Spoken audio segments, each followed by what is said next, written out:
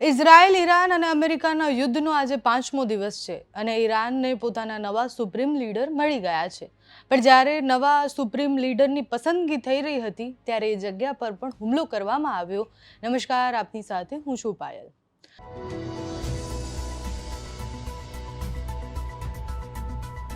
પૂર્વ supreme leader Ali ખામેનના પુત્ર મજતબા ખામેનને નવા સુપ્રીમ લીડર તરીકે ચૂંટવામાં આવ્યા છે. મીડિયા રિપોર્ટ અનુસાર 88 મૌલવીઓના એક્સપર્ટ્સ અને એસેમ્બલીએ તેમની પસંદગી કરી છે. અલી ખામેનનું 28 ફેબ્રુઆરીએ મૃત્યુ થયું હતું. ત્યારબાદ સૌથી મોટો પ્રશ્ન એ હતો કે નવા સુપ્રીમ લીડર કોણ બનશે.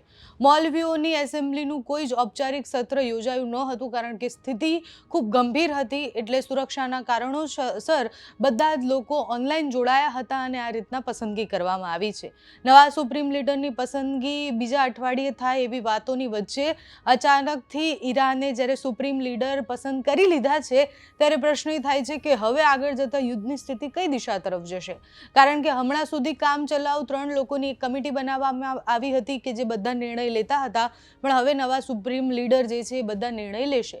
નવા ઈરાની સુપ્રીમ લીડરની પસંદગીની પ્રક્રિયા વચ્ચે ઇઝરાયલે કોમ શહેરમાં હવાઈ હુમલા કર્યા હતા. અહેવાલો અનુસાર એસેમ્બલી ઓફ એક્સપર્ટ્સની એ ઇમારત હતી જ્યાંથી બધા જ લોકો ભેગા થઈ અને એ પસંદગી કરી રહ્યા હતા, જ્યાં વરિષ્ઠ ધર્મગુરુઓ એકઠા થયા હતા. એસેમ્બલી ઓફ એક્સપર્ટ્સમાં 88 સભ્યો હોય છે જે દેશના સુપ્રીમ લીડરની પસંદગીની જવાબદારી નિભાવે છે. આ હુમલામાં ઇમારતને ભારે નુકસાન પહોંચ્યું છે. જોકે તે સમયે અંદર હાજર લોકોની સંખ્યા અંગે હજુ સુધી કોઈ જ સત્તાવાર માહિતી મળી નથી.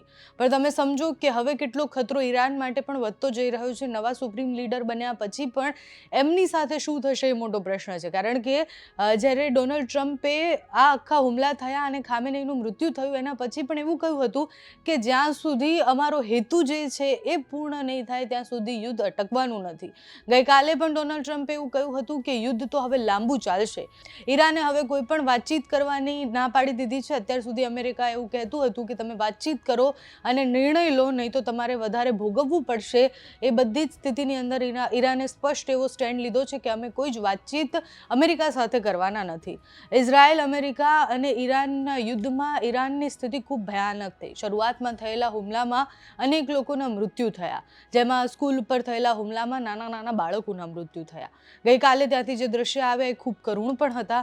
યુદ્ધની પરિસ્થિતિ આપણે જ્યારે જોતા હોઈએ ત્યારે નુકસાન તો બધી જ બાજુ થતું હોય છે, પણ એમાં જ્યારે સામાન્ય નાગરિક અને નાના બાળકોના મૃત્યુ થાય ત્યારે આપણને ખબર પડે કે યુદ્ધ કેટલું ભયાનક થઈ ગયું છે. અત્યારે 5મો દિવસ છે યુદ્ધનો અને હજુ પણ ડોનાલ્ડ ટ્રમ્પ એવું કહી રહ્યા છે કે ઘણા બધા દેશો એમના સપોર્ટમાં છે. જોકે ઘણા બધા સંગઠનો ઈરાનના સપોર્ટમાં પણ છે. ઘણા બધા દેશોએ સમર્થન પણ આપ્યું છે.